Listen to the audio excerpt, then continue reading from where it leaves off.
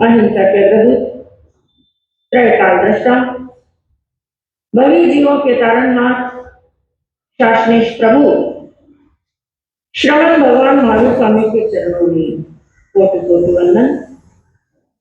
दीन दुखियों के मसीहा, करुणा के सागर, परम पूज्य गुरुदेव श्रवण सूर्य मर्दर केसरी श्री मिश्री जी महाराज साहब के चरणों में कोटि कोटि वंदन। काट कर विराजमान परम श्रद्धेय परम ऋषि मधुर व्याख्यान सर्वनाम पूज्य गोली जी महाराज साहब के चरणों में कोटि धर्म प्रेमी बंधुओं, शीलवती माता में संसार के दबे प्राणियों को प्रतिबोध देते हुए और उनका शरणार्थ प्रशस्त करते हुए ज्ञानियों ने अपनी अमृतमय वाणी के अंदर उपदेश फरमाया। गौतम परीक्षा के अंदर कहा गया, लभंती विमला भोए, लभंती सुर संपया, लभंती पुत्रमित्तम च, एगो धम्मो न लभे। अर्थात इस संसार के अंदर हमारी इस जीव आत्मा को जो अनादि काल से संसार के अंदर, अनंत काल से संसार के अंदर परिभ्रमण कर रही है, उस संसार के अंदर हमारी हमारी इस आत्मा को लभंती विमला भोए, विमला भोए यानी विपुल भोग। और दूसरी बात, लभंती प्राप्त हो चुके हैं। लभंती सुर संपया, सुर कहते हैं देवता को, संपया यानी संपत्ति, यानी देवलोक की संपत्ति भी प्राप्त हो चुकी है। लभंती पुत्र मित्रम से, कई बार अनेक बार पुत्र और मित्र भी प्राप्त होंगे।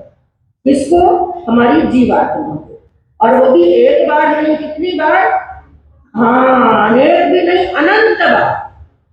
कई बार विपुल भोग प्राप्त हो गए, अनंत बार देवलोक की संपत्ति प्राप्त हो गई, पुत्र और मित्र प्राप्त हो गए, घर और संसार के सुख प्राप्त हो गए, लेकिन एक चीज ऐसी है जो प्राप्त नहीं, और वो क्या है? एगो धम्मो न लभ्यते, यानी जो सच्चा धर्म है, जो सम्यक धर्म है, जो जिनेश्वरों का धर्म है, वो प्राप्त नहीं हुआ। और यदि प्राप्त भी कभी हुआ तो जिनेश्वरों के बताए हुए मार्ग पर सम्यक प्रकार से हमारी आत्मा चली ही, क्योंकि बंधु यदि सम्यक प्रकार से जिनेश्वरों के बताए हुए धर्म पर हम चले होते, अग्रसर हुए होते, तो आज हम भी कहाँ होते? कहाँ पर होते? कहाँ होते? देवलोक में, मोक्ष में। क्योंकि भगवान का जो मार्ग है ना, वो तो सीधा कहाँ लेकर जाता है? वहां पर कहीं अटकाव है ही नहीं है। देवलोक में तो कई बार गए, एक बार नहीं, अनेक बार, अनंत बार वहां पर गए, और जा जा करके वापिस अनंत काल से कर क्या रहे हैं? संसार के अंदर यही तो कर रहे हैं, गोते खा रहे हैं। जैसे एक व्यक्ति जो गहरे समुद्र के अंदर पड़ जाता है, उसमें गोता खाता रहता है, कभी ऊपर और कभी नीचे चलता रहता है, ऐसे गोते खाता रहता है। और ऐसे हम भी गोते खा रहे हैं, कभी ऊपर और कभी नीचे, कभी देवलोक में, कभी मनुष्य में, कभी नारकी में, कभी त्रियंश में। लेकिन भगवान का जो मार्ग है वो ऐसा मार्ग है जो सीधा के अंतिम यात्रा तक लेकर के जाता है। लेकिन कब? जब हम उसके अंदर करते हैं श्रद्धा और विश्वास। क्योंकि बंधुओं, धर्म की प्राप्ति होना एक बात है, धर्म पर श्रद्धा होना दूसरी बात है, उसके अंदर पूर्ण रूप से रुचि होना उसके आगे का कावड़िया है, और धर्म का आचरण करना ये उसका आगे का कावड़िया। एक के बाद एक, पहले तो धर्म का प्राप्त होना, धर्म पर श्रद्धा होना, धर्म पर रुचि होना, और धर्म को धारण करना, ये बातें कोई सहज नहीं है। तो प्रभु यही फरमाना चाहते हैं कि संसार के सुख, संसार के भोग तो एक बार नहीं, कई बार प्राप्त हो गए, लेकिन धर्म प्राप्त नहीं हुआ। और यदि जिनेश्वर का धर्म प्राप्त हुआ भी, ऊंचे कुल में जन्म हुआ, मनुष्य का भव मिला, श्रेष्ठ कुल मिला, वीतराग का धर्म मिला, लेकिन मिलने के बाद में भी मनुष्य ने क्या कर लिया? प्रमाद। क्या कर लिया? हाँ, इतना कुछ मिलने के बाद में भी, क्योंकि आज हमें वो सब कुछ मिला है, वो सब साधन मिले हैं, उन साधनों का उपयोग करके हम ठेठ अपने लक्ष्य तक पहुंच सकते हैं। और कौन कौन से साधन मिले? ज्ञानियों ने 4 क्षण बताए, ध्यान से श्रवण करना। कितने क्षण बताए? हाँ, क्षण। क्षण का अवसर का, क्षण का अर्थ होता है अवसर, अवसर मिलना, समय मिलना। वो 4 अवसर मिल चुके हैं, 4 क्षण मिल चुके हैं हमें। कौन कौन से? द्रव्य क्षण, क्षेत्र क्षण, काल क्षण और भाव क्षण। गहराई से चिंतन करना है, 4 को पहले समझना है। द्रव्य क्षण क्या है, क्षेत्र क्षण क्या है, काल क्षण क्या है और भाव क्षण क्या है। और फिर हमें जान करके यह सोचना इसमें से हमें क्या क्या मिला है और क्या अभी थोड़ा कम है, इसमें वृद्धि करना। सबसे पहला द्रव्य क्षण, इसे कहते हैं द्रव्य क्षण, द्रव्य अवसर प्राप्त होना। द्रव्य क्षण का अर्थ होता है मनुष्य बनना। क्या बनना? मनुष्य बनना। और मनुष्य भी कौन सा? मनुष्य भी 2 प्रकार के होते हैं। कौन कौन से? सन्नी और असन्नी। हम कौन से मनुष्य हैं? मनुष्य बने, सन्नी मनुष्य बने, और दूसरा सन्नी मनुष्य बनने के बाद में लंबा आयुष्य मिला, 5 इंद्रियां निरोग मिली है और अच्छा ऊंचा श्रेष्ठ कुल मिला है। तो ये क्षण कौन सा है? द्रव्य क्षण। हम सबको द्रव्य क्षण मिला के नहीं? हाँ, क्योंकि बंधुओं अनंत पुण्यवानी का योग होता है कि जीव आत्मा संसार समुद्र के अंदर गोता खाते खाते डूबते हुए उछलते हुए कूदते हुए बार बार नीचे ऊपर की यात्रा करते करते करते जब फिर किनारे पर पहुंचती है ना, वो स्थिति होती है मनुष्य भव, और फिर किनारे तक हम पहुंच, बस थोड़ी ही दूरी बाकी, थोड़ी ही दूरी बाकी, संसार समुद्र की यात्रा हमने पार कर ली है, लेकिन किनारे पर पहुंच गए हैं। तो द्रव्य क्षण प्राप्त हो गया है, मनुष्य का भव मिल गया है, ऊंचा कुल मिल गया, निरोग शरीर मिल गया, और 5 इंद्रियों का मिल गई। हाँ, 5 इंद्रियां निरोग, कल्पना करो मनुष्य बने होते और 5 इंद्रियां हमारी संपूर्ण नहीं होती तो भी हम धर्म की आराधना नहीं। तो द्रव्य क्षण सबको मिला है। और दूसरा क्षण बताया क्षेत्र क्षण। कौन सा क्षण है? क्षेत्र क्षण। और मुख्य क्षेत्र कितने प्रकार के होते हैं?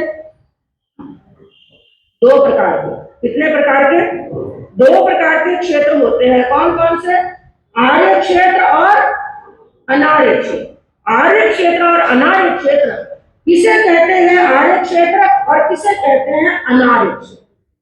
अनार्य क्षेत्र वो होता है जहां पर धर्म क्या है अधर्म क्या है ये जानने वाले और समझाने वाले कोई होते ही, यानी जहां पर ना तीर्थंकरों का जन्म होता है और तीर्थंकर नहीं होते तो तीर्थ की स्थापना भी नहीं होती। जहां पर ना तीर्थंकर होते हैं, ना गंधर्व होते हैं, ना बलदेव होते हैं, ना वासुदेव होते हैं, ना आचार्य होते हैं, ना उपाध्याय होते हैं, और ना ही जहां पर कोई साधु और संत होते हैं, ऐसा होता है अनार्य क्षेत्र, जहां पर धर्म क्या है, कर्म क्या है, निर्जरा क्या है, बंध और मोक्ष क्या है, कोई जानने वाला। और आर्य क्षेत्र जहां पर तीर्थंकरों का जन्म होता है, जहां पर धर्म की प्ररूपना करते हैं, 4 तीर्थ की स्थापना होती है, और कल्याण का मार्ग बताने वाले साधु और संत होते हैं। और बंधुओं, ये जो भरत क्षेत्र है ना, हम कौन से क्षेत्र में रह रहे हैं? भरत क्षेत्र। और भरत क्षेत्र के कितने खंड हैं? भरत क्षेत्र के खंड कितने हैं? 6 खंड। एक चक्रवर्ती का राज्य कितने खंड में होता है? 6 खंड के अंदर। तो एक भरत क्षेत्र के 6 खंड हैं, और 6 खंड के अंदर देश कितने? किसी को तोपड़े की जानकारी हो? मैं ये बताना चाहती हूँ, हमें इतना ऐसा क्षेत्र मिला, कितनी बड़ी इंपॉर्टेंस है, कितना हमने पुरुषार्थ किया कि ऐसे क्षेत्र के अंदर हम पहुंच गए जो बड़ा दुर्लभ है। भरत क्षेत्र के 6 खंड होते हैं, और 6 खंड के अंदर देश होते हैं 32,000। कितने देश? 32,000 में से केवल 25.5 देश ही आर्य होते। क्या होते हैं? केवल 25.5 देश ही आर्य होते हैं, बाकी सबके सब क्या होते हैं? अनार्य होते हैं, जहाँ पर हिंसा अहिंसा में अंतर नहीं जान पाते। मैं तो आज आप लोग भी देश से विदेश में जाते हैं, प्रदेश के अंदर जाते हैं, और कई भाई लोग वहां पर बिजनेस व्यापार करते हैं, और कई भाइयों ने हमें बताया, कई सुश्रावकों ने हमें बताया, बाजी कैसा ही हो हमारे देश की होड़ नहीं हो सकती। कई लोग चाइना जाते हैं, आप में से भी कई लोग बिजनेस के हिसाब से गए होंगे, घूमने के लिए जाए, एंजॉय करने के लिए। क्या एंजॉय करते हो? क्या एंजॉय? वहां पर है क्या? उन्होंने क्या बताया, बाजी यहाँ पर जैसे अपने सब्जी मंडी लगती है ना, थोड़ी बहुत हिंसा तो यहाँ पर साउथ में भी देखते हैं, कोई हिंसा, इससे भी कई गुना ज्यादा विकराल वहां का दृश्य होता है। वहां पर सब्जियां कम दिखाई देती हैं और लोटी कम दिखाई देती है, बल्कि पिंजरों के अंदर बंद जानवर ज्यादा दिखाई। और वहां पर क्या कहते हैं, जैसे जानवर, जिंदा सांप, जिंदा बिल्ली, तरह तरह के जानवरों को जिंदा, कोई वहां पर कस्टमर आता है और आकर कहते हैं मुझे ये चाहिए, और बाजू में एक परात के अंदर तेल उबल रहा है, तेल उबल रहा है, जिंदा बिल्ली को ही पकड़ते हैं और उस उबलते हुए तेल के अंदर उबाल करके दे देते हैं। उनको कोई पीड़ा नहीं होती, दर्द नहीं होता। क्यों? क्योंकि दया क्या होती है, उनके अंदर ये बीजारोपण करने वाले संत वहां पर है ही। तो तो हमारी कितनी बड़ी कुर्बानी है। उन 6 खंड के 32,000 देशों में से ऐसे देश में हमारा जन्म हुआ जहां पर दया हमारे कण कण के अंदर, रोम रोम के अंदर समाई हुई है, करुणा हमारे मन के अंदर समाई हुई है। तो वो होता है क्षेत्र क्षण। आर्य क्षेत्र के अंदर क्या होना? जन्म। तो पहला क्षण कौन सा है? पहला क्षण कौन सा है? द्रव्य क्षण। द्रव्य क्षण वो हमें मिला कि नहीं मिला? मिल गया। दूसरा क्षण कौन सा है? क्षेत्र क्षण, वो भी हमें मिल गया है। और तीसरा बताया गया है काल क्षण। कौन सा? इसको भी समझने का प्रयास करना, क्योंकि कई बार कई भाई कई बहनें कह देते हैं भगवान ने हमारे साथ में अन्याय किया, हमारे पास में तो कुछ भी नहीं। कहते हैं नहीं, हमारे पास में तो कुछ भी नहीं है। लेकिन मैं आपको एक बात कहूं, ये कहने वाले बहुत बड़ी गलती कर रहे हैं। चाहे कुछ भी ना हो, आपकी दृष्टि में कुछ भी नहीं है, लेकिन फिर भी ज्ञानियों की दृष्टि के अंदर हर मनुष्य करोड़पति है। क्या है? आप कहेंगे वो कैसे? तिजोरी तो खाली पड़ी है, करोड़पति कैसे हुए? मैं कहूँ आपको, कोई कहे कि आपको मैं 20 लाख रुपए देता हूँ, अपनी एक आंख देता है नहीं, 50 लाख देंगे तो, और 1 करोड़ देंगे तो करोड़पति हुए कि नहीं हुए? करोड़पति हुए कि नहीं हुए? हाँ, तो फिर कैसे हम अपने आप को कंगाल समझ सकते हैं? हम कंगाल नहीं है, हम तो जन्म से ही मनुष्य बने ना, जन्म से ही हम रईस हैं, जन्म से ही करोड़पति हैं। लेकिन ये हमारी बुद्धि की तुच्छता है कि हम अपने आप को क्या समझ रहे हैं? छोटा। जैसे कोई प्रत्याख्यान की बात चली थी, उसके अंदर आपको बताया गया था प्रत्याख्यान हमें बंधन क्यों लगता है? हमने अपने सामर्थ्य को कभी पहचाना ही। तो कितना बड़ा हमारा सामर्थ्य है। हमें द्रव्य क्षण मिल गया, क्षेत्र क्षण मिल गया, और तीसरा होता है काल क्षण। हमें काल क्षण भी मिल गया। काल क्षण किसे कहते हैं? समय, काल और काल चक्र जिसको बोलते हैं। एक पूरा जो काल चक्र होता है, कितने कोड़ा-कोड़ी सागरोपण का होता है? 20 कोड़ा-कोड़ी का। कितने का? थोड़ा सा ध्यान से समझेंगे, आपको समझ में आ जाएगी बात। एक पूरा काल चक्र जो होता है, कितने कोड़ा-कोड़ी का होता है?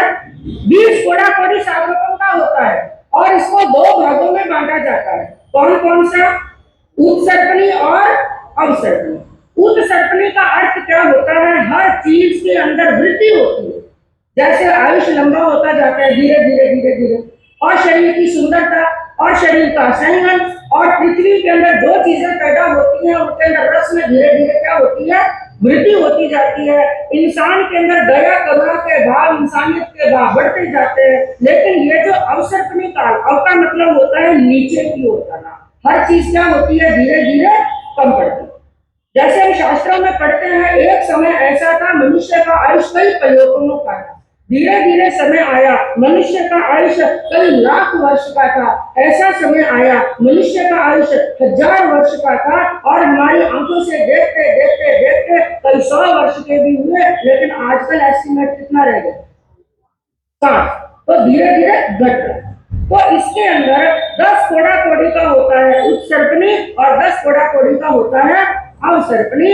अब इसके अंदर 20 कोड़ा-कोड़ी के अंदर हमें यह देखना है कि कितना समय होता है जब मनुष्य को धर्म करने का अवसर प्राप्त हो, जिसमें जो 6 आर्य बताए गए।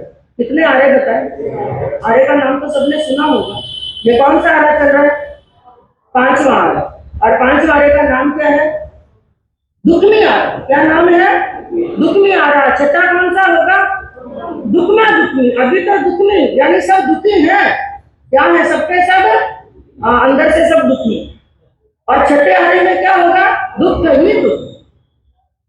तो जो पहला आरा होता है, इस अवसर्पणी का जो पहला आरा बताया, वो 4 कोड़ा-कोड़ी सागरोपण का होता है। उस समय हमारी ये भूमि कर्म भूमि ना होकर के अकर्म भूमि होती है। उस समय युगलित होते हैं, और उस समय भी कोई धर्म होने वाला, तो 4 कोड़ा-कोड़ी तो गए।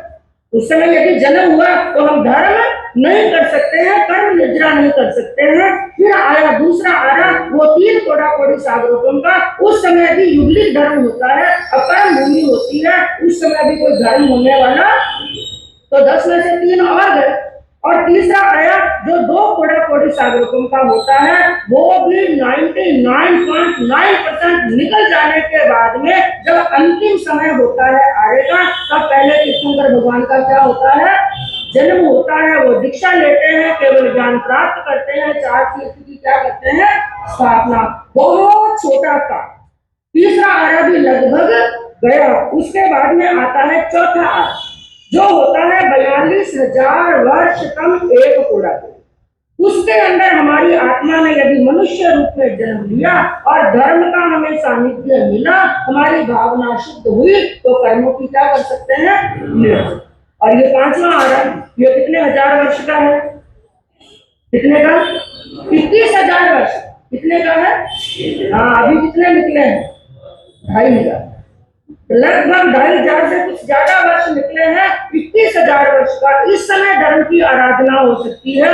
वापिस छठे आरे में होने वाली, तो 10 कोड़ा कोड़ी के हिसाब से लगाया जाए तो पूरे अवसर्पणी काल के अंदर लगभग 1 कोड़ा कोड़ी सागरोपण का समय ही ऐसा होता है जब हमें धर्म का सानिध्य मिल सकता है, धर्म की आराधना कर सकते हैं, आत्मा का कल्याण कर सकते हैं। तो पूरे काल चक्र के अंदर कितना समय हुआ, 20 तो हुए। धर्म का समय कितना हुआ, 1 और 1 2, यानी एक अवसर्पणी का, एक उत्सर्पणी का। 20 में से 18 को क्या चले गए, व्यक्ति चले गए। तो हमारी कितनी बड़ी कुर्बानी है, उन 2 कोड़ा कोड़ी में से हमें ऐसा काल क्षण प्राप्त हो गया, ऐसे समय के अंदर हमारा जन्म हुआ है कि जब हम धर्म की आराधना और साधना कर सकते हैं। तो हमें पहला क्षण द्रव्य क्षण वो भी प्राप्त हो गया, दूसरा क्षण क्षेत्र क्षण भी प्राप्त हो गया, और तीसरा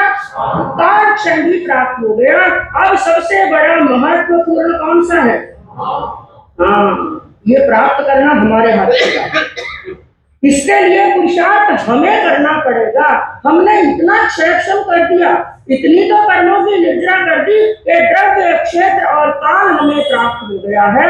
लेकिन अब हमें क्या करना है, पुरुषार्थ करना है, अपने भावों को धर्म के अंदर लगाना है। बार बार ये चिंतन करना है कि मैंने इतना पुरुषार्थ तो कर लिया, लेकिन अब थोड़ा और मुझे करना है, और थोड़ा पुरुषार्थ कर लिया, किनारे तक तो पहुंच गए। कहां तक पहुंच गए, किनारे तक पहुंच गए, और थोड़ा पुरुषार्थ कर लिया तो मेरी मंजिल मुझे मिल जाएगी। लेकिन गड़बड़ वहीं पर होती, इतना पुरुषार्थ करते थे किनारे तक पहुंच गए।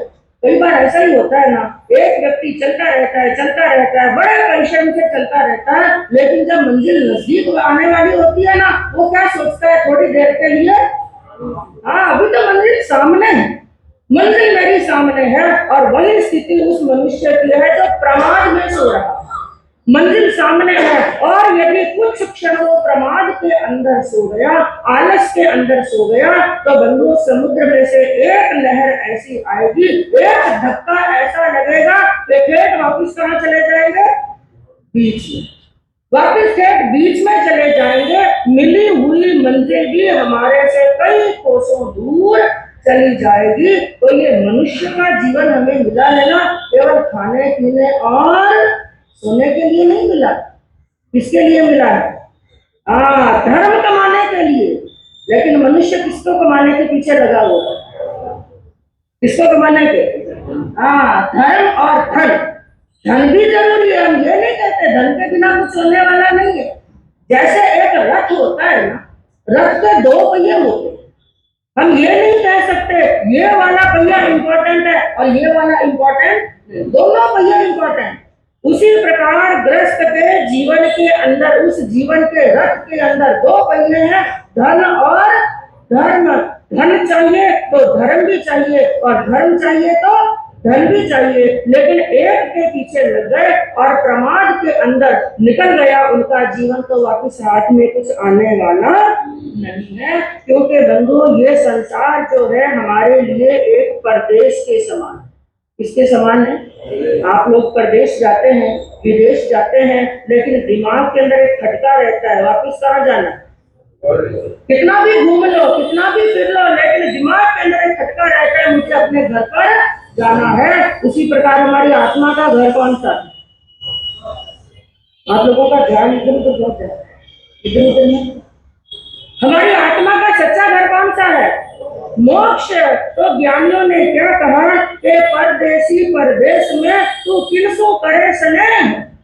परदेसी तो परदेसी है और ये तेरे लिए परदेश है। यहाँ पर स्नेह करे जैसा, मोह करे जैसा तेरे लिए कोई भी नहीं है। परदेसी परदेश में तू किसको करे स्नेह, आया कागज उठ चले।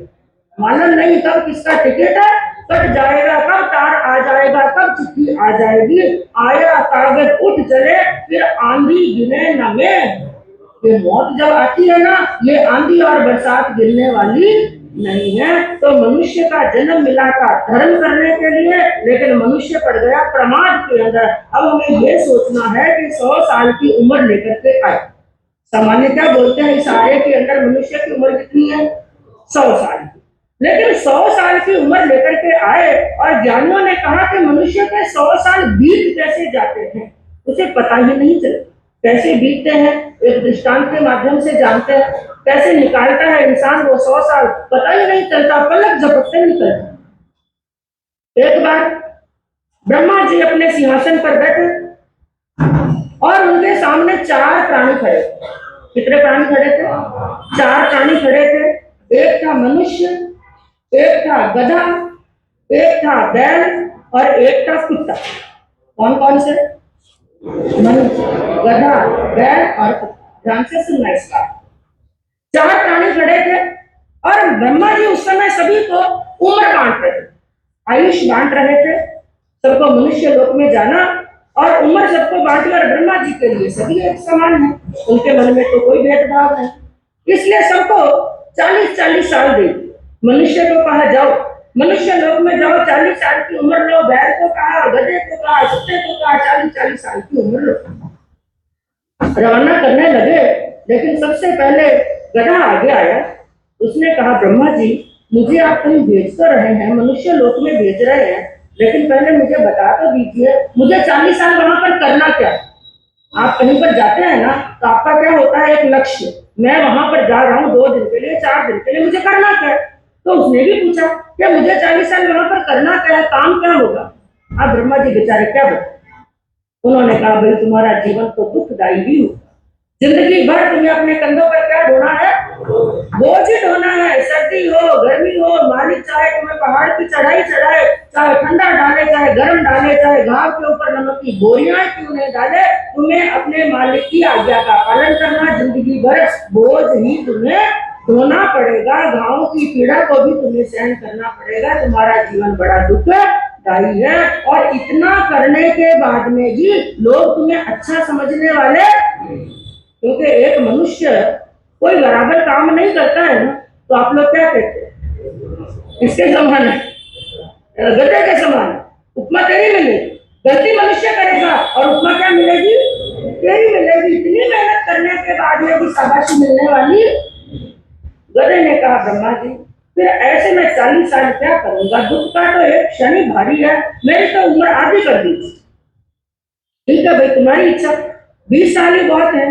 अब ब्रह्मा जी अपने 20 साल की पोटली तिजोरी में रखने लगे तो सामने आ गया मनुष्य। ब्रह्मा जी अंदर क्यों रख रहे हो, माल निकाला हुआ है, ये मुझे ही दे दो, 20 साल मुझे दे दो। ब्रह्मा जी ने कहा देख ले भाई, ये गधे का जीवन है, अरे किसी का भी हो, मुझे क्या लेना देना, मुझे 20 साल। मनुष्य का लालच है, 20 साल ले लिए। फिर दूसरी बारी किसकी आई? बैल की। बैल ने पूछा ब्रह्मा जी मुझे भी बता दो, मुझे वहां पर 40 साल क्या करना है। अरे भाई तुम्हारा भी जीवन बड़ा दुखदायी है, तुम्हें भी अपने कंधों पर भार ही, हाँ भारी भार ढोना है। तुम्हारे खाने पीने का मालिक ध्यान रखेगा कि नहीं रखेगा, और रखेगा तो भी शेर से ज्यादा सवा शेर, तुम्हारी हैसियत से भी ज्यादा भार तुम्हारे कंधों पर डाला जाएगा। और भार ढोते ढोते चलते चलते यदि पांव खड़खड़ाने लगेंगे और मुख में से झाग भी पड़ेगा तो भी मालिक दया नहीं करेगा, बल्कि पीछे से क्या आएगा? हाँ घोड़े आएंगे, हंटर पड़ेगा। तुम्हारा जीवन भी दुखदायी है। बैल ने कहा कि ऐसा करो, मेरे लिए भी 20 साल। और सामने कौन आया? ये भी मुझे दे। लालच के हद होती, 20 साल वो भी ले लिए। अब तीसरी बारी किसकी आई? कुत्ते ने पूछा तो ब्रह्मा जी की आंखों में भी आंसू आ। उन्होंने कहा भाई तुम्हारा जीवन तो सबसे गया है, पूरी जिंदगी एक एक टुकड़े के लिए भी लाचारी करनी पड़ेगी। कई बार तो एक टुकड़ा आधा टुकड़ा ही मिलेगा, पूरी पूरी रात पहरेदारी करनी पड़ेगी। और तेरे जैसा वफादार दुनिया में कोई भी प्राणी नहीं। इतना वफादार होने के बाद में भी टुकड़े टुकड़े के लिए लाचारी करनी, द्वार द्वार पर जाना, तुम्हारे शरीर के अंदर घाव हो जाएंगे, पीड़ा जख्म होगी, तो भी लोगों को दया आने वाली नहीं है। बल्कि अपने घाव को लेकर के द्वार द्वार पर जाओगे तो लोग दया नहीं करेंगे, बल्कि पत्थर की मार मारेंगे। तुम्हारा जीवन बहुत गया बीता है, और उससे भी ज्यादा गई बीती है तुम्हारी मौत। सबसे ज्यादा खतरनाक मौत किसकी होती है? कुत्ते की। इसका इसलिए आपका कोई जबरदस्त दुश्मन हो, जोरदार दुश्मन हो, तो आप लोग गाली क्या देते हैं? कुत्ते की मौत मरेगा, कुत्ते की मौत मरेगा, ऐसी तुम्हारी मौत होगी। कुत्ते ने आंखों में से आंसू निकाले, कहा प्रभु मेरे लिए भी 20 साल हो। और फिर सामने कौन आया? मनुष्य आया दौड़ करके, ब्राह्मण ये भी मुझे दे। और कितने साल हो गए? 100 साल हो गए। 100 साल की जिंदगी उम्र लेकर के मनुष्य आया, मनुष्य लोग के। और सबसे पहले 40 साल किसके हैं? खुद के। इसलिए ज्ञानियों ने क्या कहा कि बिन मांगे मोती मिले और मांगे मिले ना भीख। बिन मांगे हुए, वो मांगा हुआ नहीं। 40 साल उसके स्वर्णिम काल होते हैं। बड़े ऐश से रहता है, जब बचपन है, छोटा है, बाल अवस्था है, बड़े लाड़ प्यार से पाला जाता है, पोसा जाता है, खेलता है, कूदता है, ऐश आराम करता है। धीरे धीरे जवानी आती है, मौज के अंदर, मस्ती के अंदर, कब ये 40 साल निकल जाते हैं पता ही। वही जीवन का स्वर्णिम काल है। बस करना है तो उस समय कर लो, उसके बाद में कुछ होने वाला। लेकिन पता ही नहीं चला 40 साल कब निकल गए। और 40 साल के बाद ये उम्र किसकी शुरू हुई? गधे गधे की तरह भागना, दौड़ना, कमाने के लिए, तिजोरियां भरने के लिए। क्या सोचते हैं? अभी तो ताकत है, इंद्रियां मजबूत है, शरीर मजबूत है, भाग लूं, दौड़ लूं, भाई बुढ़ापे में आराम से बैठा बैठा यही सोचते हैं ना। लेकिन याद रखना, बुढ़ापे में बैठे बैठे खाना सकते हैं, हाथ की बात। हाँ, तिजोरियां भर सकते हैं, लेकिन वो तिजोरियां काम आएंगी ये गारंटी नहीं। तो गधे की तरह भागता रहता है, दौड़ता रहता है, भागता रहता है। अब गधे की उम्र पूरी हुई, फिर उम्र किसकी शुरू हुई? आप लोग ही बोल रहे हैं। यानी जिम्मेदारी कंधों पर क्या आ गई? जिम्मेदारी। बेटे की शादी, बेटी की शादी, पोते की शादी, पोते की शादी, ये मायरा किया, ये मुकलावा किया। अरे अभी तक किराए के घर के अंदर रहते थे, जाने से पहले एक मकान बना दूं तो सोचते। जिम्मेदारियों का बोझ ढोते ढोते ढोते वो 20 साल भी क्या हो गए। अब अंतिम के किसके शुरू हुए?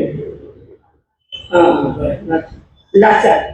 कुत्ते की जिंदगी का मतलब क्या हो? हाँ, याद रखना भूलो, जो बचपन की अवस्था, जवानी की अवस्था, जो 40 साल होते हैं, वो खान पीन के, ऐश और आराम के होते हैं। जो गधे की जिंदगी के जो 20 साल बताए, वो दौड़ भाग धन कमाने के दिन होते हैं। जो बैल की जिंदगी बताई, वो अपनी जिम्मेदारियों को पालन करने के दिन होते हैं। लेकिन जो अंतिम का समय होता है, वो होती है लाचारी। इसलिए प्रभु ने कहा कि बुढ़ापा भी महा दुख है, सबसे बड़ा दुख है। और यदि बंधुओं समय पर धर्म आराधना नहीं की, जो स्वर्णिम काल मिला था, 40 वर्ष खुद के मिले थे, उस समय यदि किसी ने धर्म आराधना नहीं की, पुण्य का संग्रह नहीं किया, धर्म का संग्रह नहीं किया, केवल धन का ही संग्रह करते रहे, तो अंतिम में क्या करनी पड़ेगी? लाचारी। जैसे कुत्ते को भी अब टुकड़े टुकड़े के लिए क्या करनी पड़ती है। और आज कई घरों के अंदर बंधु ये परिस्थितियां देखते हैं कि माता पिता को भोजन के लिए भी क्या करनी पड़ती है। माता पिता को कोई धनमान नहीं चाहिए, कोई घूमने के लिए नहीं चाहिए, केवल 2 वक्त का भोजन चाहिए, धुले हुए वस्त्र चाहिए और कुछ नहीं चाहिए। लेकिन उसके लिए भी लाचारी करनी पड़ती है। ऐसा क्यों हुआ? क्योंकि जब उनके पास में अवसर था, वो अवसर उन्होंने खो दिया। क्योंकि जब धर्म करने की बात आती है ना, तो आप लोग क्या कहते हैं कि बाजी आज नहीं, हाँ, और अब नहीं, बुढ़ापे में। कब करेंगे?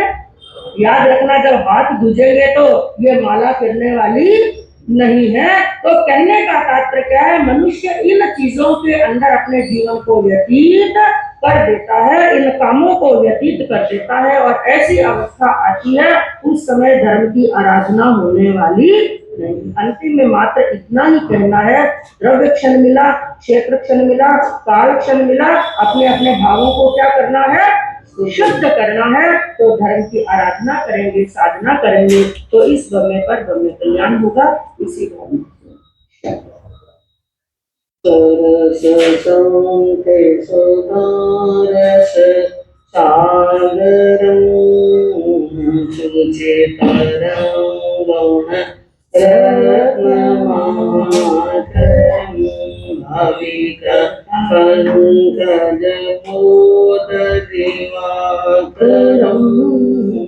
प्रतिदिनं प्रणमामि प्रतिदिनं प्रणमामि। दुनिया एक बाजार है, सौदे सब तैयार है, जी चाहे सो लीजिए, नहीं इनकार है। दुनिया एक बाजार है, सौदे सब तैयार है, जी चाहे सो लीजिए, नहीं इनकार है। दुनिया के बाजार में प्यारे लाखों लोग ठगाए जी, लाखों लोग ठगाए जी।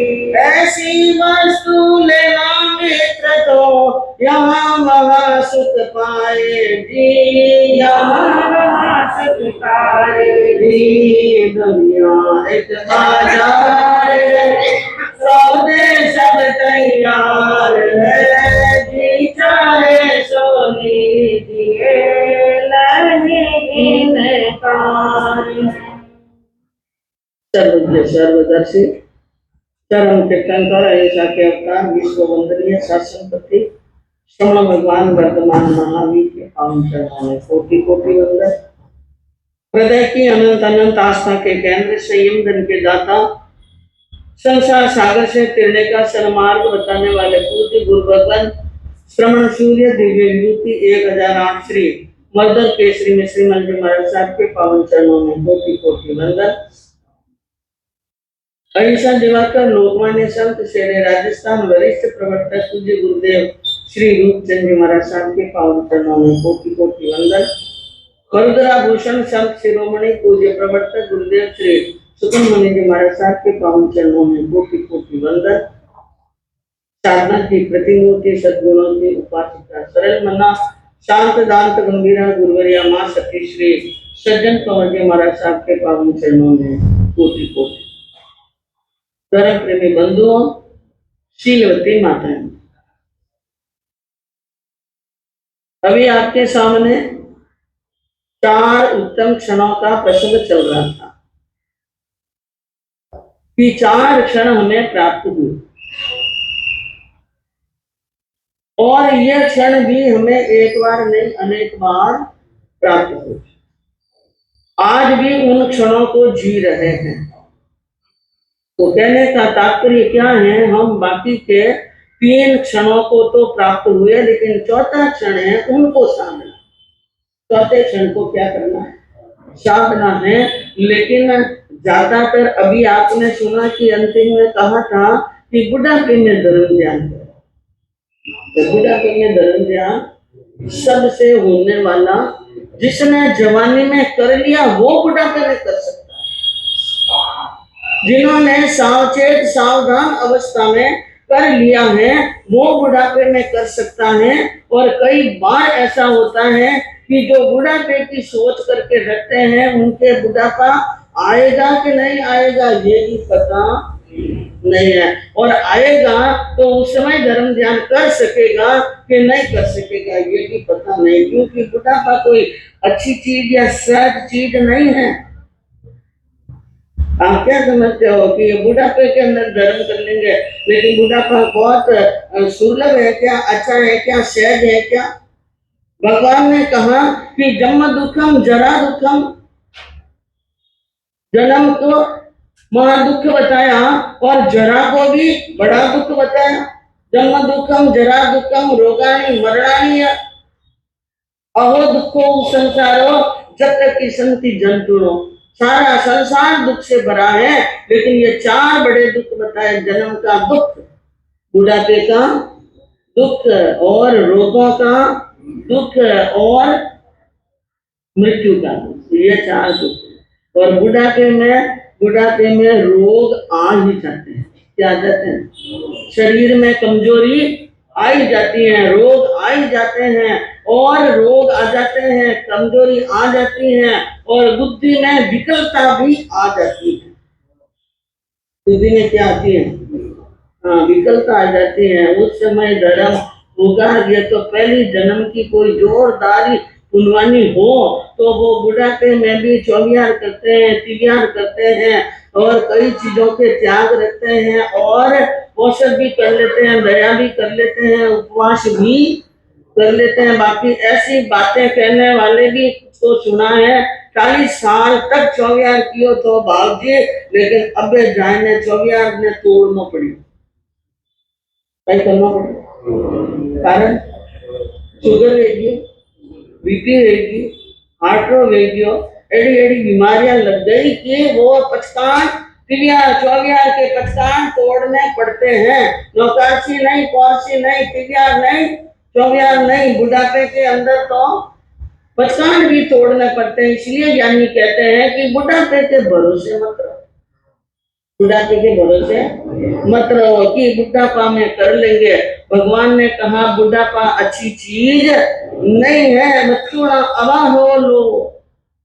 भगवान ने कहा कि यह लोग मृत्यु से भयभीत हैं।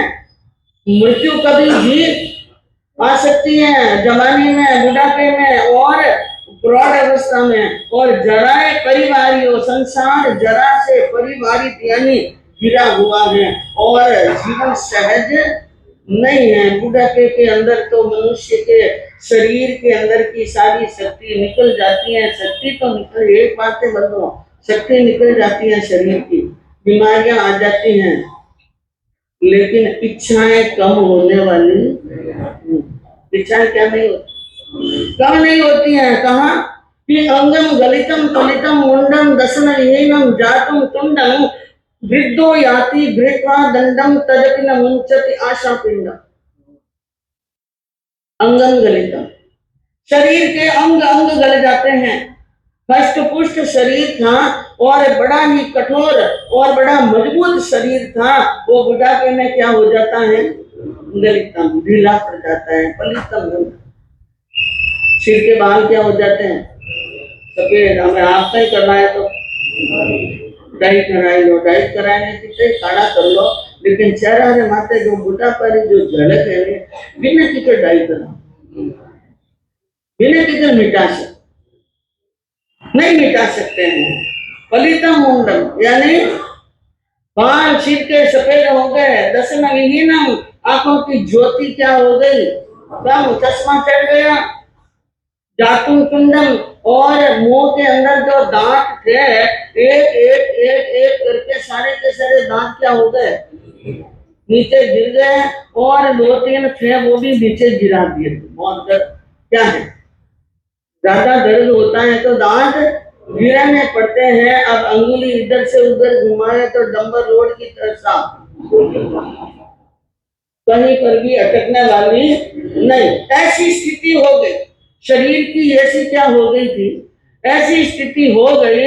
और फिर उसके बाद में भी ये तृष्णा कम नहीं होती है।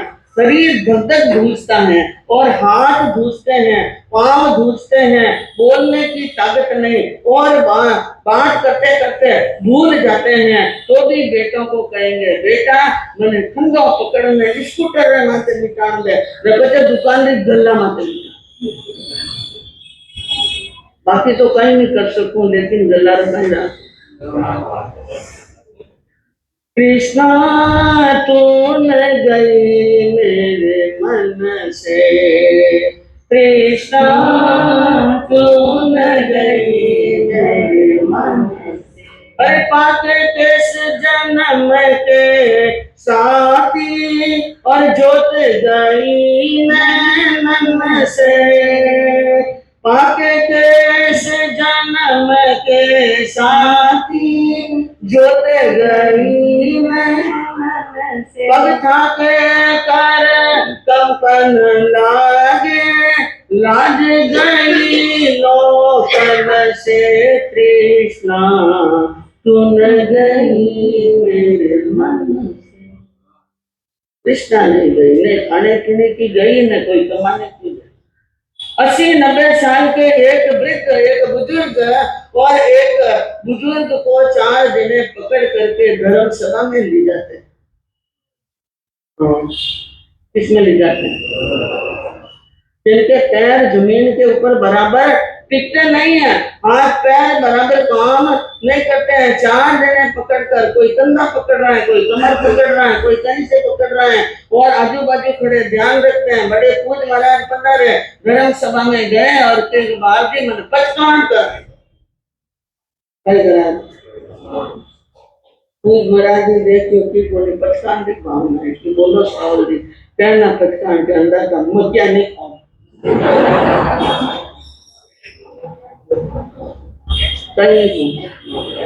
मक्या नहीं तो मुंडा में दांतिस कोई। और फिर मक्का, मक्खी को पचाना बहुत मुश्किल है। जिनकी जठर अग्नि तेज हो वो मक्खी पचाता। जैसे कबूतर की जठर अग्नि इतनी तेज है, यहाँ तो आप कबूतरों को दाने में क्या डालते हो? मक्खी डालते हैं। हाँ, जवान, कई जवान डालते, कई बाजरे डालते, कई गेहूं डालते। हाँ, लेकिन मारवाड़ में ज्यादातर क्या डालते हैं? मक्खी। और मक्खी के दाने मुंह में लेकर एक बार चक्कर काट दे आपके जैन भवन के, दाना पानी पानी हो जाता है। क्या हो जाता है? सबसे तेज जठर अग्नि किसकी है? कबूतर की है। तो वो कबूतर की जठर अग्नि है, और मनुष्य की अग्नि इतनी तेज नहीं है। हर चीज पकाकर खानी पड़ती है। क्या करनी पड़ती? हाँ, कच्चा धान खा सको, कोई कहता मुट्ठी गर्भन ने धान रे भाग्या ले लो, ले सको नहीं ले सको, अपने नहीं पता। और फिर बुढ़ापा, अरे बुढ़ापा में तो गेहूं की रोटी बचाने की क्या हो जाती है, बड़ी मुश्किल होती है। नवाबी क्या खाऊंगा, पचकान कराए तो पचकान है। ये पचकान नहीं है। पचकान का एक मजाक बना दिया ने, संतों को भी क्या बना दिया, एक मजाक बना दिया। उम्र हो पचकान करने की, उस समय पचकान करो, उस समय पचकान करो। जे कंते पिए बोए लंते विपत्ति कुबई, शाही ने चई बोए से ऊंचाई की उच्च। ये भगवान का वाक्य है, ये प्रभु महावीर की वाणी है कि जो कांत प्रिय मनोज्ञ आपको सबसे ज्यादा अच्छा लगे, वे भोग आप स्वाधीन अवस्था में छोड़ दो तो आप त्यागी हो, वैरागी हो। अब कोई क्या मैं पचकान लूंगा, मैं भारत रो प्राइम मिनिस्टर नहीं बनू, कौन बना अटे घर मायने भी कोई नहीं पूछे है, वास बड़ी वाला भी कोई नहीं पूछे है, और संघ में भी नहीं पूछे, और वो क्या मैं प्राइम मिनिस्टर नहीं बनू, मैं पचकान करा दो, है कोई पचकान? कहने का मतलब ये है, हमने जीवन के अंदर पचकान भी किए होंगे, त्याग भी किए होंगे, लेकिन सोच कर समझ कर विवेक पूर्वक नहीं किए। और ऐसी की जब बुढ़ापा आता है, और बुढ़ापे में हालत तो बड़ी क्या हो जाती है, खराब। जौवन था जब जोर था, जौवन था जब जोर था ते देता लोह मरोड़। लोहे की कमी को भी क्या कर लेते थे? हाँ, यौवन था जब जोर था और देता लोह मरोड़, और अब बुढ़ापा आ गया सके न तिल को तोड़। अब बुढ़ापा आ गया, एक तिनक लगी तोड़ना हाथ की बात नहीं है। ये बचपन के साथी केस एकदम सफेद हो गए, आंखों की ज्योति चली गई। जो 1 सेकंड में सुई को लेते थे, आज 3.5 हाथ का बेटा सामने से निकले तो पूछा कौन गयो भाई, वो कौन गयो, अटने गयो जो कौन गयो, क्योंकि नजर कहीं नहीं पड़ती बराबर। और जिन पैरों से 20-20 मील आराम से चल लेते थे, और आज एक घर के दरवाजे की यानी खड़े की दल ही भी दाखिल क्या होगी। हाँ, ये बुढ़ापा है, ध्यान रखना।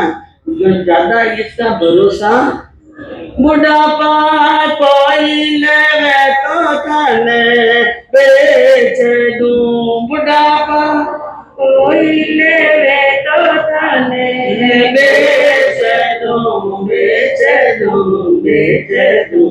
सारी कोडी नहीं ले रे छदाम, बुढ़ापा कोई लेवे तो थाने बेच दूं। बुढ़ापा में परेशान वीड़ो एक व्यक्ति क्यों, अरे बुढ़ापा थने कोई लेने तो मैं बेचने। हाँ, हमारे ये कॉडी भी नहीं चाहिए, ये कॉडी भी नहीं चाहिए, लेकिन कौन ले सा बुढ़ा को बिना पैसा दे तो ही लेवे को नहीं, लेकिन नहीं लेवे तो भी वो आ जा, उम्र लंबी है तो आ जा। और जो स्थितियां जवानी में थी और वृद्ध अवस्था में जो स्थितियां बदलती हैं, तो वो जवानी के दिनों को क्या करता है, याद करता है। अरे बुढ़ापा पहली तो बड़ी हटाया बैठता, बुढ़ापा पहली तो बड़ी हटाया बैठता, बैठता, बैठता।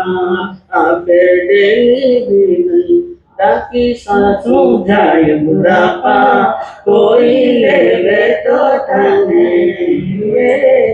अरे बुढ़ापा पहली तो हिलड़े डोले पौधता, बुढ़ापा पहली तो हिलड़े डोले पौधता, पौधता, पौधता।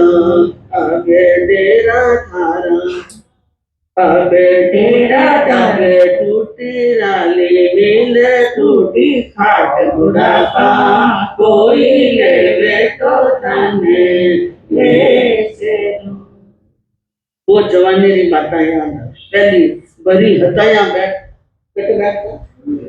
हताया सुन चौराहे माते मोटो चौथरो रहे बटे हैं, गांव रा बड़ा बड़ा लोग इकट्ठा रहे बटे हताई यानी पंचायत थी कहीं रहती थी। अब आप मैंने तो मीटिंग कहीं केवल शब्द चयन हो गया, लेकिन बात वही है कि हताया करते बैठते थे, गांव की बड़ी की बातें होती थी और बड़े बड़े पंच इकट्ठे होते, सब मन की बातें करते और गांव की बातों में किसी का सुलझाना करना होता तो करते, क्या करते, हाँ सुलझाना, क्योंकि पंचों का काम यह है, पंच कौन है, पंच में परमेश्वर है, तो सुलझानो करता है पंच। लेकिन अपन मारवाड़ में कई सरपंच ने कई सरपंच गणे जो मैं सुधारा नहीं करे ना बिगड़ा नहीं करे, हाँ उड़जारा कर ले, तो बंधु हटाई पर बैठते थे, लोगों के बीच में बैठते थे। अब स्थिति वो हो गई कि घर की डेली डाकनी भी हाथ की बात नहीं, पहले हिंगड़ू के ढोले पड़ता, हिंगड़ू और ढोलिया मारवाड़ में रहते तो अभी हिंगड़ू और ढोलिया, अभी आपने कही है पलंग है, मजबूत मजबूत पलंग है, पूरा गद्दा है, सब कुछ है, लेकिन एक अवस्था ऐसी आ जाए जब मल मूत्र त्यागने का ज्ञान नहीं होता है, तो उनको कहां पर सुला देते हैं, हाट फाटी राली ऐसी जगह सुला देते हैं। अभी याद करें एक दिन तो मैं यूं करता था, एक दिन हो नहीं, एक मोटो महल जैसा घर बनाया और झरों को राखी कहीं राखे, हाँ आया मैं बाहर नहीं जा सकूला, बाजार में नहीं जा सकूला, आया गया लोग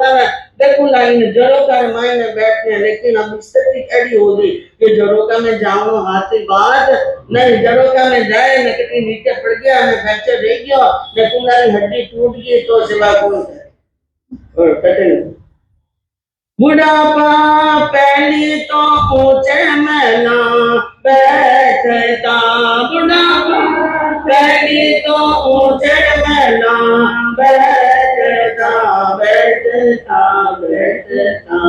अब डेरा थारा, अब डेरा थारा पौड़िया रे माए, बुढ़ापा कोई ले तो थाने बेच दूं। बुढ़ापा पहली तो शतरस भोजन जीमता, बुढ़ापा पहली तो शतरस भोजन जीमता, जीमता, जीमता।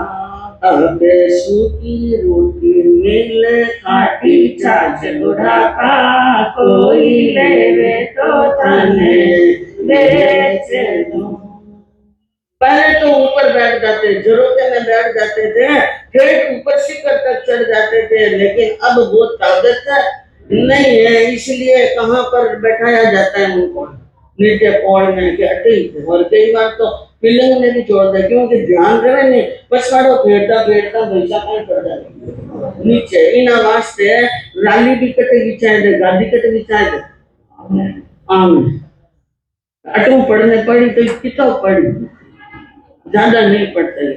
और जवानी के अंदर शतरस के भोजन, मन पसंद भोजन जिनते थे, खाते थे, पीते थे, मन माना, और शतरस के भोजन जिनते थे। लेकिन बुढ़ापे में बीमारियां आएगी, सूखी रोटी, डॉक्टर कह दियो रोटी लुकी गाँव कई गाँव चालू हुई है, डॉक्टर ने कही कियो रोटी लुकी ने मूंगरी दाल ने पालक री सब्जी, दूध, दही, मलाई, घी, शटर सब गया, नमक सटी को मिली, सब गए, खत्म हो गए। अब नहीं, शरीर के अंदर ताकत नहीं, शरीर में रोग कमजोरी आ गई, और अब घर में कोई काम करने लायक आप नहीं रहे।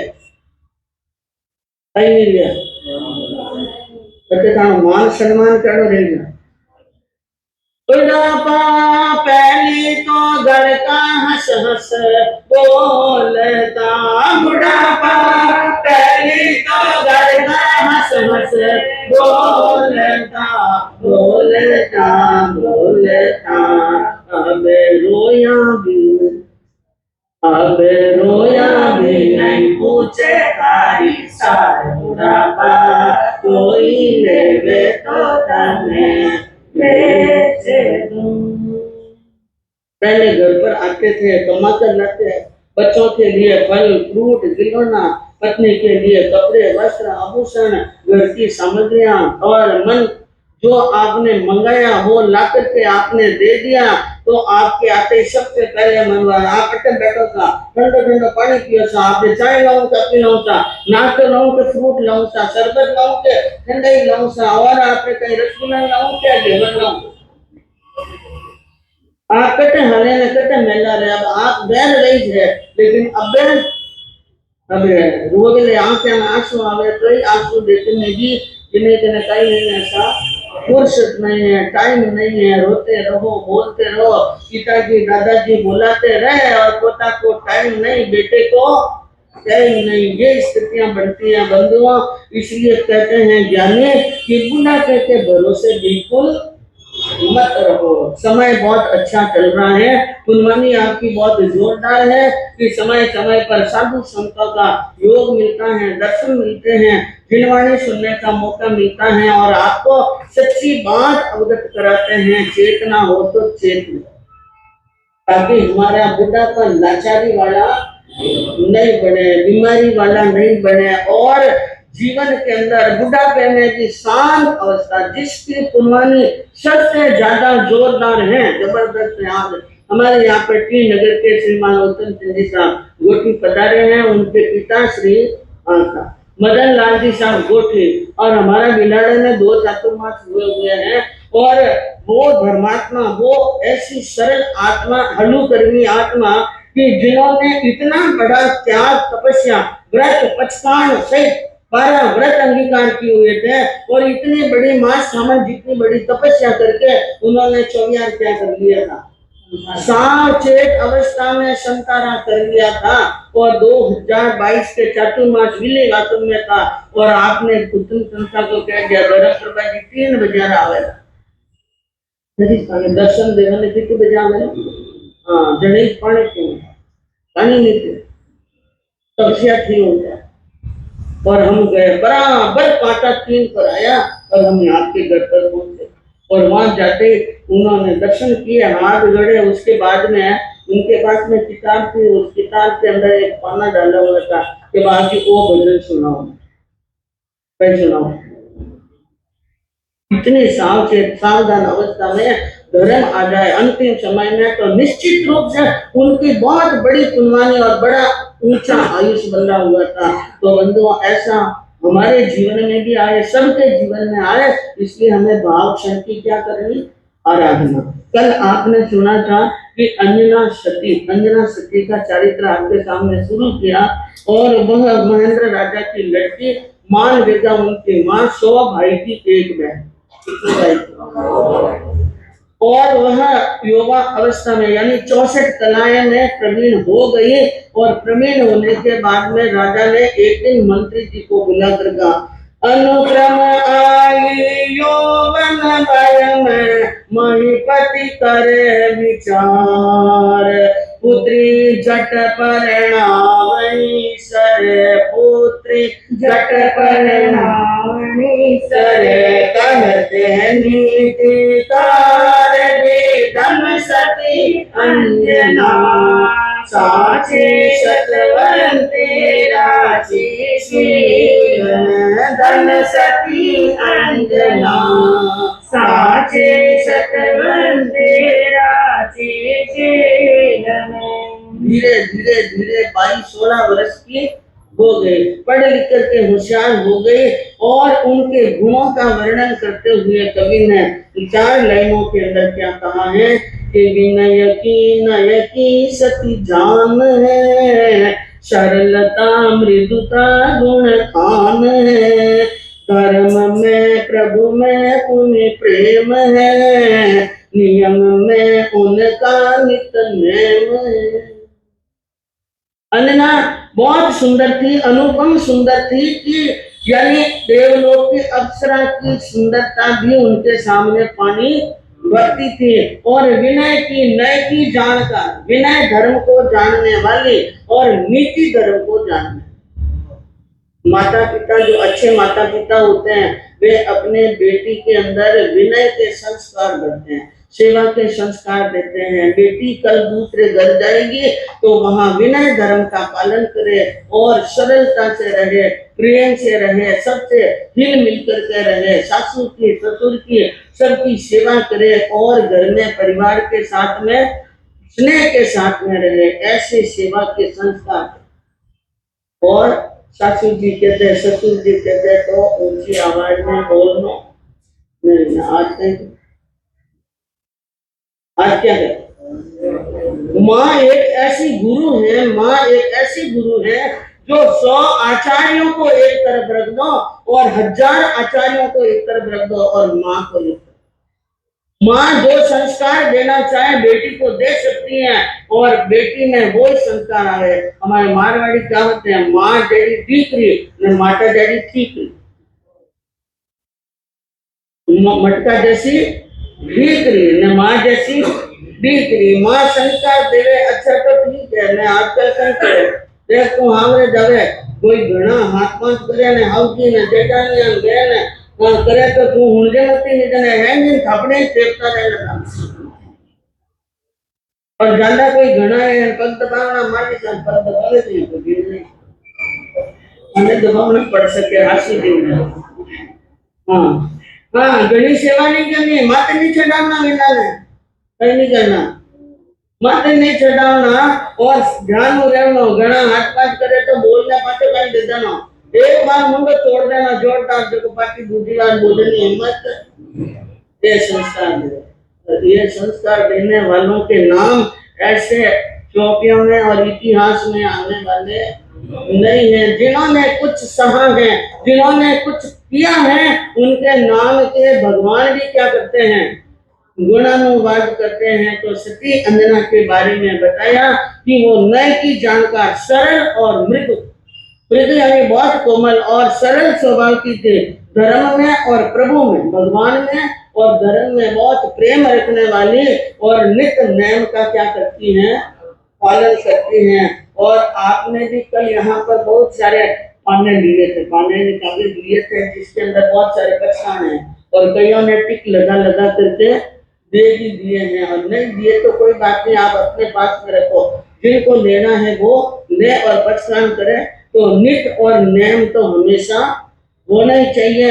अब एक दिन मंत्री को बोला राजा ने कि बेटी ने परिणाम, बेटी की क्या करनी है, शादी करनी है, और नीतिकार कहते हैं कि ज्यादा लंबा समय, बेटी 16 वर्ष की हो जाए तो उसके बाद में उनकी शादी की क्या करनी है, तैयारी महिकत बोला मंत्री को, और सुनो सुमति सरदार, पति लायक भई पौत्रिका, कीजे कौन प्रकार। मंत्री के सामने राजा ने अपनी बात रखी कि बेटी पति के लायक हो गई है, यानी बेटी बड़ी हो गई है, अब क्या करना है, हमें इनकी सगाई के बारे में सोचना है। तो बात सुनी मंत्री की, और मंत्री ने राजा की बात सुनी, और मंत्री ने कहा महाराज मुझे इस बात का पहले से ही सोच है। मंत्री कहे सुन महाराजा यह कहना आपका ठीक है, यह कहना ठीक तुम्हारा है, पहले से ही मैंने तो यह दिल में सोच विचारा है। बसंतपुरी नगरी का नाम बसंत सेन महाराजा है, कुंवर बड़ा होशियार गोप के होनहार गुण ताजा है। मंत्री ने कहा महाराज जिस दिन से आपकी पुत्री यानी अंजना पढ़ लिख करके होशियार हुई, उसी दिन से मेरे ध्यान में यही है कि योग्य वर के साथ में इस बाई की क्या करनी है, सगाई। इसलिए मेरे ध्यान में पहले से था। और बसंतपुरी नगरी, एक बसंतपुर नाम की नगरी है, और वहां बसंत सेन नाम का राजा राज्य करता है। उनके एक ही पुत्र हैं, होनहार हैं और गुणवान हैं, पुण्यवान हैं, और मेरी ध्यान में उनके जैसा सुंदर गुणवान और लायक पति और कोई मिलने वाला, हाँ बस ठीक योग्य है वर कन्या के, वर और कन्या दोनों ही बराबर क्या है, योग्य हैं। इसलिए बिना आनाकानी किए हम अपनी बच्ची को वहां पर दे सकते हैं। पुराने जमाने में मंत्री लोग भी राजकन्याओं की सगाई करके आ जाते थे। कौन? और साधारण घरों में सेवक भी सेवक होते थे ना, और मुनि होते थे, वो भी सगाई करके आ जाते। लेकिन आजकल वो वाली बात नहीं है, अब सगाई या मेरी सगाई मैं करूं। हाँ, अपने लिए वर लड़की खुद ढूंढती है। माता पिता का ढूंढा हुआ वर उनको पसंद आए या नहीं आए तो जरूरी नहीं है, वो अपना वर खुद ही ढूंढती है, 2-2 बार 3-3 बार, और कई बार तो 7-7 6-6 दिन साथ में रह करके भी रिजेक्ट कर देती है, पसंद नहीं है। वो जमाना अलग था, अब जमाना अलग है। अब आप कहते हैं बाद जो पढ़े लिखे और जमाना है कि दोनों तलाक ज्यादा है, और जिन्हों बेटियां आज पढ़ लीजिए ना, दूसरे चौथे दिन आए निकट बैठ जाते, घर बैठ जाए। ये स्थिति क्यों होती है? क्योंकि जब आप अपनी बेटी को 30-32 साल की होने के बाद में शादी करेंगे तो उनका अहंकार और उनका घमंड इतना ज्यादा हो जाता है कि वो किसी के सामने झुकने वाली नहीं है, तालमेल नहीं बिठा सकती हैं। वो चाहती है मैं तुम जैसा हो, ये सास ससुर चाहते हैं कि हम थे। झगड़ा, ये छुटका और जो भी होता है तलाक वगैरह, ये सब क्यों? क्योंकि सारी हमारी जो परिपाटी पुरानी थी वो परिपाटी क्या हो गई है, समाप्त हो गई है। तो मंत्री ने कहा कि वो राजकुमार हैं, बहुत ही सुंदर हैं, तो उनका नाम है मेघ कुमार। क्या नाम है? मेघ कुमार। और अकल का सागर, अक्लवान है, गंभीर है, दृढ़ धर्मी है, धर्म का पालन करने वाला, सरल और शांति का सागर है। मंत्री जी ने इतने गुण बताए, कुमार के क्या बताए? इतने गुण बताए कि हमारी बाई की सगाई उस कुमार के साथ में होनी चाहिए। लेकिन बंधुओं, राजा महेंद्र सिंह के दिमाग के अंदर कौन सी बात चलती है, वो मंत्री को इस लड़के के राजकुमार के बारे में अपनी तरफ से क्या बात कहते हैं, और मेघ कुमार के लिए उनकी विशेषता की कौन सी बात कहते हैं, कल सुनने से मालूम पड़ेगा आपको। चतारी मंगलम हरिवंता मंगलम सीता मंगलम साउ मंगलम देवी प्रणते राम मंगलम। चतारी लोकोत्तमा हरिवंता लोकोत्तमा सीता लोकोत्तमा साउ लोकोत्तमा देवी प्रणते धम्मो लोकोत्तमा। चतारी शरणम प्रवज्जामि हरिवंती शरणम प्रवज्जामि सिद्धि शरणम प्रवज्जामि साहु शरणम प्रवज्जामि देवी प्रणतम धम्मं शरणम प्रवज्जामि। हरिहंत जी का शरणा, शीतल जी का शरणा, साधु जी का शरणा, केवली पर दया धर्म का शरणा, चार सरना दुर्ग सरना और सरना कोय, जो भव्य प्राणी आगे सोचे। आज हमारे यहाँ पर मथुर केसरी दरबार में धर्म सभा में टी नगर, अन्ना नगर, अरोपाकम, आलमदूर, हाँ आलमदूर और के नगर, अशोक नगर, टिकली सैन, मोदकखेर से भी भाई बंधु बहनें यहाँ पर पधारी हैं। उनका मथुर केसरी दरबार में बहुत ही आपका अभिनंदन है और बड़ी प्रसन्नता है। और बहनों के लिए एक विशेष सूचना है, पहले आप ध्यान से सुनिएगा। बातें स्टार्ट हो गई, बातें आपके नहीं है और मुझे ध्यान है कि कौन सी बातें बहन बातें ज्यादा करती है, वो भी ध्यान पड़ गया है। इसलिए प्लीज मैं हाथ जोड़कर आपसे विनती करती हूँ कि कहीं ऐसा ना हो जाए कि मुझे खड़ा करना पड़े आपको। तो बहन जी आप मौन भी याद रखिए, आप इस बात का विशेष ध्यान रखिए। मैं पहला मंगलिक दूं यहाँ पर, जैसे अभी हुआ 10 बजे, और जब तक मैं सूचना दूं बहने पूरी शांति